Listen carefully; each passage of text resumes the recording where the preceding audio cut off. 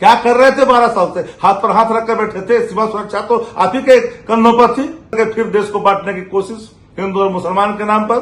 जो इस देश के हिंदू है, इस देश के मुसलमान है, उनकी रोटी की चर्चा होनी चाहिए, सर्वांगीण विकास की चर्चा होनी चाहिए। उस पर चर्चा नहीं करते हैं तो हम घुसपैठी को भगाएंगे और रोहिंग्या को भगाएंगे। तो कौन रोका है कि देश में जो घुसपैठी आ गए हैं, रोहिंग्या है, सबको बाहर का रास्ता दिखाएंगे। 5 राज्यों के चुनाव में तो मस्त थे पूरा।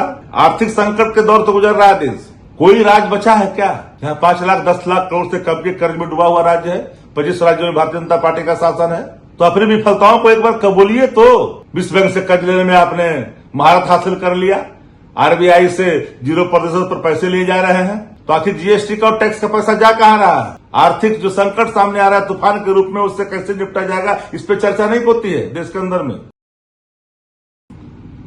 केंद्र सरकार ने फिर एक शगुफा छोड़ दिया, पुरानी रट कि देश में जो घुसपैठी आ गए हैं, रोहिंग्या है, सबको बाहर का रास्ता दिखाएंगे। फिर एक नया शगुफा। एसआईआर तो हुआ था, आपने कबूला क्या? कोई कबूला कि रोहिंग्या है? एक भी आया क्या? घुसपैठी हैं। 5 राज्यों के चुनाव में तो मस्त थे पूरा।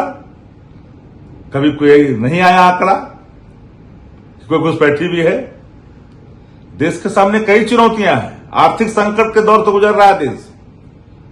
कोई राज्य बचा है क्या जहां 5 लाख 10 लाख करोड़ से कम के कर्ज में डूबा हुआ राज्य है? 25 राज्यों में भारतीय जनता पार्टी का शासन है। तो अपनी विफलताओं को एक बार कबूलिए। तो स्वयं कर्ज कितना हो गया देश पर? विश्व बैंक से कर्ज लेने में आपने महारत हासिल कर लिया। आरबीआई से 0% पर पैसे लिए जा रहे हैं। तो आखिर जीएसटी का और टैक्स का पैसा जा कहां रहा है? राज्य पर लगातार वित्तीय बोझ कर्ज का क्यों बढ़ता जा रहा है? आर्थिक जो संकट सामने आ रहा है तूफान के रूप में, उससे कैसे निपटा जाएगा, इस पर चर्चा नहीं होती है देश के अंदर में। हालात खराब है। मिडिल ईस्ट संकट था, उसका असर था।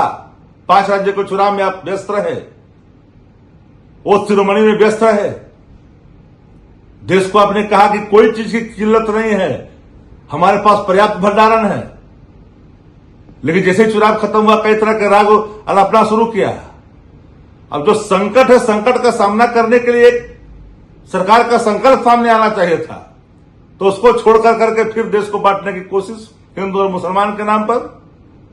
जो इस देश के हिंदू है, इस देश के मुसलमान है, उनकी रोटी की चर्चा होनी चाहिए, सर्वांगीण विकास की चर्चा होनी चाहिए। उस पर चर्चा नहीं करते हैं तो हम घुसपैठी को भगाएंगे और रोहिंग्या को भगाएंगे। तो कौन रोका है?